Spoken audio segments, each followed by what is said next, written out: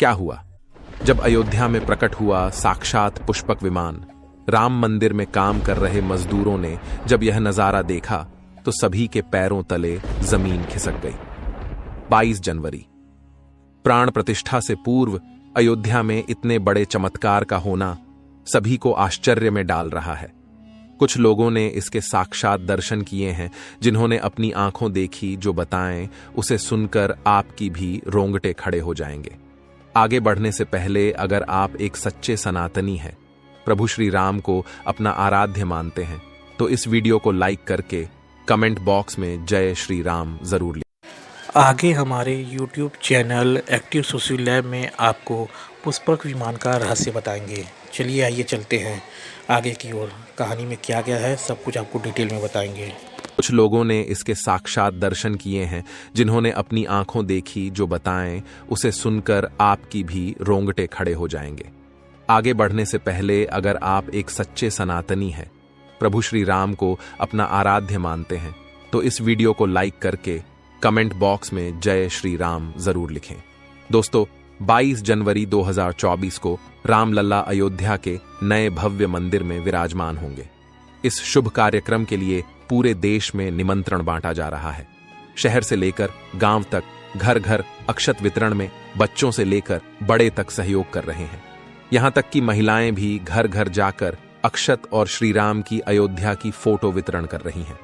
अयोध्या में राम मंदिर में भगवान रामलल्ला की प्राण प्रतिष्ठा कार्यक्रम की तैयारियां तेजी से की जा रही हैं। इस कार्यक्रम को बेहद भव्य बनाने के लिए कोई कसर नहीं छोड़ी जा रही है। इस बीच राम मंदिर निर्माण का कार्य भी तेजी से किया जा रहा है। मंदिर निर्माण में जो लक्ष्य लिया गया था, उसमें लगभग 80% कार्य हो चुका है। 70 खंभों पर मूर्तिकारी का काम चल रहा है। पिछले दिनों त्योहार की वजह से ये धीमा पड़ गया था, लेकिन अब वो भी तेज गति से पूरा हो जाएगा। निर्माण कार्य जल्द से जल्द पूरा करने के लिए सभी मजदूर रात दिन मेहनत कर रहे हैं। लेकिन 10 जनवरी की रात कुछ ऐसा चमत्कार हुआ जिसे देखकर सभी मजदूरों के होश उड़ गए। जब रात्रि के समय सब मजदूर अपना काम निपटाकर तंबू में सो रहे थे, उसी समय अचानक से उन्हें वहां कुछ हलचल महसूस हुई। सुरेश नाम के एक मजदूर ने जब तंबू से बाहर झांक कर देखा तो उसे राम मंदिर के परिसर कुछ अजीब सी पीली चमकती हुई चीज दिखाई दी।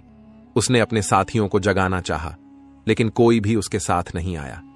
जब हिम्मत करके सुरेश जब राम मंदिर परिसर में पहुंचा तो वहां का नजारा बहुत चौंकाने वाला था, क्योंकि वहां पर उसे एक बहुत ही दिव्य चमत्कारिक विमान दिखाई दिया, जिसका आकार मोर के समान था, जो दिखने में काफी सुंदर और तेज से परिपूर्ण था, जो कि राम मंदिर परिसर में पिछले क्षेत्र में उतर रहा था।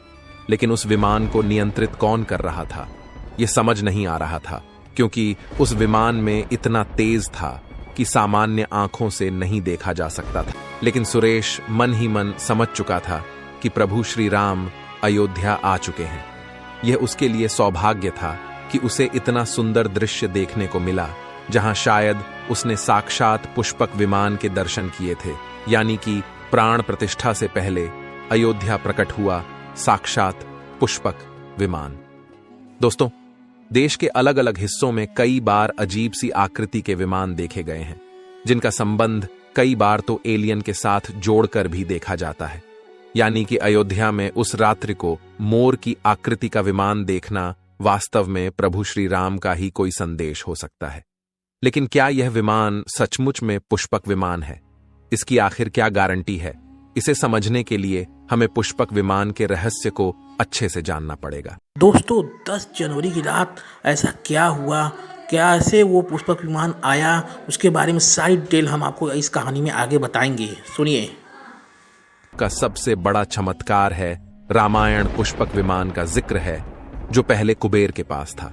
इसके बाद रावण ने उसे अपने सौतेले भाई कुबेर से लंका समेत बलपूर्वक हथिया लिया था। फिर रावण इसी के जरिए कहीं भी आता जाता था।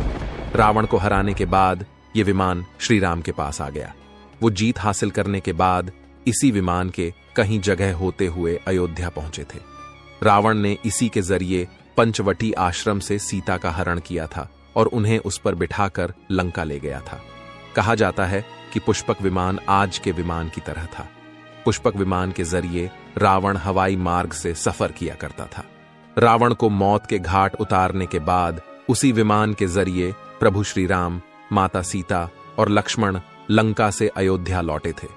रामायण में जिस तरह से पुष्पक विमान का जिक्र मिलता है, उससे तो यही लगता है कि ये आज के हवाई जहाज की तरह था, लेकिन तकनीक के मामले में मॉडर्न एरोप्लेन से कहीं आगे था। रामायण के सुंदरकांड के 7वें अध्याय में पुष्पक विमान के बारे में जानकारी मिलती है। पुष्पक विमान की आकृति मोर की तरह थी। ये अग्नि और वायु ऊर्जा से उड़ान भरता था। इसकी तकनीक इतनी उत्कृष्ट थी कि इसका आकार छोटा और बड़ा किया जा सकता था। कहा जाता है कि रावण अपनी पूरी सेना को साथ लेकर इस विमान से उड़ान भर सकता था। पुष्पक विमान अपने चालक की इच्छा के अनुसार गति पकड़ता था। ये मन की गति से उड़ान भर सकता था। विमान में बैठने के लिए कई आसन बने थे। पौराणिक कथाओं के मुताबिक युद्ध के बाद भगवान श्री राम ने विमान का पूजन कर ये दिव्य विमान वापस कुबेर को सौंप दिया। कुबेर ने पुष्पक विमान को भेंट स्वरूप प्रभु श्री राम को दे दिया, जिसके बाद इसी पुष्पक विमान से प्रभु श्री राम, माता सीता और लक्ष्मण अयोध्या पहुंचे। अब दोस्तों, कई हजारों सालों बाद एक बार फिर जब भव्य राम मंदिर का निर्माण हुआ है, तो प्रभु श्री राम अपने भाई लक्ष्मण और मां का सीता के साथ एक बार फिर से अयोध्या धाम पहुंच रहे हैं, वह भी अपने इसी पुष्पक विमान पर, जिसका नजारा वहां के मजदूर अपनी आंखों से देख चुके हैं। रामायण के प्रसंग में कहा गया है कि जब माता सीता को हरण करके रावण ले जा रहा था, तो रास्ते में जटायु ने अपने चोंच से रावण को चोट पहुंचाई थी। उस समय रावण पुष्पक विमान में ही मौजूद था। इसके बाद रावण ने तलवार से जटायु को लहूलुहान कर दिया था। जटायु घायल होकर जमीन पर गिर गए। जब सीता को खोजते हुए राम पेड़, पौधे और पक्षियों से पूछते जा रहे थे, तो रास्ते में घायल जटायु से मुलाकात होती है। मरणासन्न पड़े जटायु ही राम को बताते हैं कि रावण सीता को हरण करके किस दिशा में गया है। लेकिन जब साक्षात प्रभु श्री राम पुष्पक विमान में अयोध्या आ चुके हैं, तो भला उनके परम भक्त जटायु कैसे पीछे रह सकते हैं। अयोध्या में रामलला की प्राण प्रतिष्ठा से पहले जनपद की सीमा में गिद्धों का झुंड दिखाई दिया है। स्थानीय लोग इसे गिद्धराज जटायु से जोड़कर देख रहे हैं। वे इसे शुभ संकेत भी मान रहे हैं। मिल्कीपुर तहसील क्षेत्र के गांव धरोली में पिछले 10-12 दिनों से गिद्धों का झुंड वास कर रहा था। हालांकि उस गांव से गिद्ध उड़ गए हैं, लेकिन अयोध्या की सीमा में यहां वहां दिखाई दे रहे हैं। गांव वालों का कहना है कि पिछले 20 वर्षों से हम लोगों ने इलाके में गिद्ध नहीं देखे।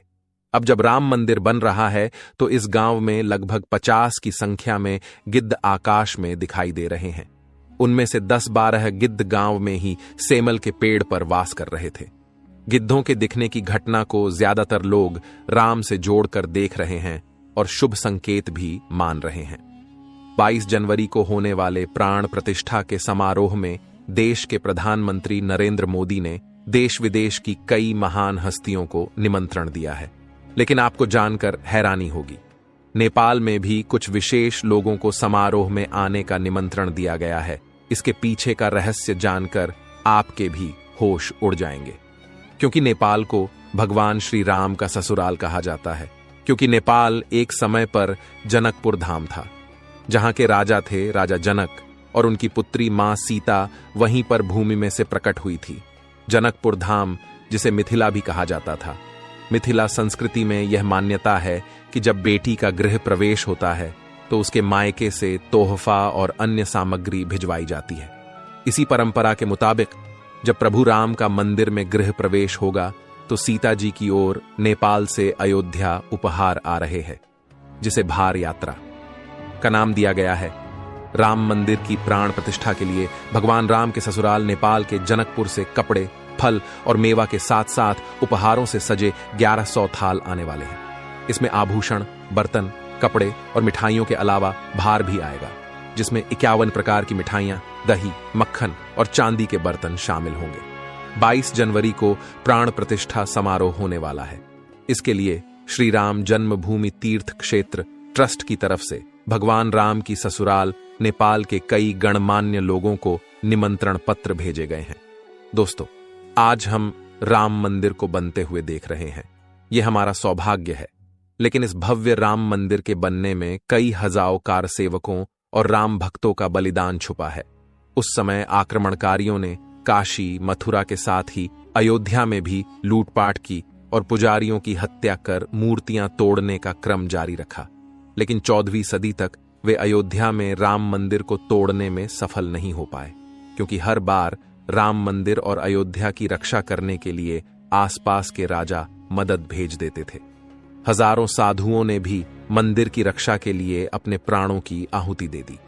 विभिन्न आक्रमणों को झेलते हुए श्री राम की जन्मभूमि पर बना भव्य मंदिर 14वीं शताब्दी तक बचा रहा।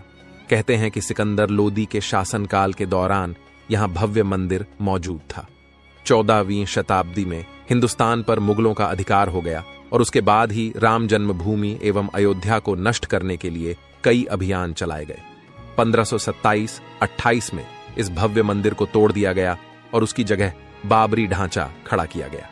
कहते हैं कि मुगल साम्राज्य के संस्थापक बाबर के एक सेनापति ने बिहार अभियान के समय अयोध्या में श्री राम के जन्म स्थान पर स्थित प्राचीन और भव्य मंदिर को तोड़कर एक मस्जिद बनवाई थी। 19 जनवरी 1885 को हिंदू महंत रघुबीर दास ने पहली बार इस मामले को फैजाबाद के न्यायाधीश पम हरिकिशन के सामने रखा था। इस मामले में कहा गया था कि मस्जिद की जगह पर मंदिर बनवाना चाहिए, क्योंकि वह स्थान प्रभु श्री राम का जन्म स्थान है। वर्ष 1947 में भारत सरकार ने मुसलमानों को विवादित स्थल से दूर रहने के आदेश दिए और मस्जिद के मुख्य द्वार पर ताला लगा दिया गया, जबकि हिंदू श्रद्धालुओं को एक अलग जगह से प्रवेश दिया जाता रहा। लेकिन सन 1979 में एक ऐसा चमत्कार हुआ जिसे देखकर मुसलमानों की भी आंखें खुल गईं। यह रामलल्ला का बहुत बड़ा चमत्कार था कि मस्जिद के अंदर से अचानक ही रामलल्ला की मूर्ति प्रकट हो गई। कुछ कट्टरपंथियों का कहना था कि कुछ हिंदू दलों ने रात्रि के समय चुपके से यहां पर मूर्तियां रखी है। 1939 में भगवान राम की मूर्तियां मस्जिद में पाई गईं। मुसलमानों ने इस पर विरोध व्यक्त किया और दोनों पक्षों ने अदालत में मुकदमा दायर कर दिया। सरकार ने इस स्थल को विवादित घोषित करके ताला लगा दिया। 30 अक्टूबर 1990 को हजारों राम भक्तों ने मुख्यमंत्री मुलायम सिंह यादव द्वारा खड़ी की गईं अनेक बाधाओं को पार कर अयोध्या में प्रवेश किया और विवादित ढांचे के ऊपर भगवा ध्वज फहरा दिया। लेकिन 2 नवंबर 1990 को मुलायम सिंह यादव ने कार सेवकों पर गोली चलाने का आदेश दिया, जिसमें सैकड़ों राम भक्तों ने अपने जीवन की आहुतियां दी। सरयू तट राम भक्तों की लाशों से भर गया था। इस नृशंस हत्याकांड के बाद अप्रैल 1991 को उत्तर प्रदेश के तत्कालीन मुख्यमंत्री मुलायम सिंह यादव को इस्तीफा देना पड़ा। उस समय कोठारी बंधुओं के बलिदान की चर्चा खूब रही। दिसंबर 1992 को जब विवादित ढांचा गिराया गया, उस समय राज्य में कल्याण सिंह की सरकार थी। उस दिन सुबह करीब 10:30 बजे हजारों लाखों की संख्या में कार सेवक पहुंचने लगे। दोपहर में 12 बजे के करीब कार सेवकों का एक बड़ा जत्था मस्जिद की दीवार पर चढ़ने लगता है। लाखों की भीड़दाश्त को संभालना सभी के लिए मुश्किल हो गया। दोपहर के 3:40 पर पहला गुंबद भीड़ ने तोड़ दिया और फिर 5 बजने में जब 5 मिनट का वक्त बाकी था, तब तक पूरे का पूरा विवादित ढांचा जमींदोज हो चुका था। भीड़ ने उसी जगह पूजा अर्चना की और रामशिला की स्थापना कर दी। मुख्यमंत्री कल्याण सिंह का साफ आदेश था कि कार सेवकों पर गोली नहीं चलेगी।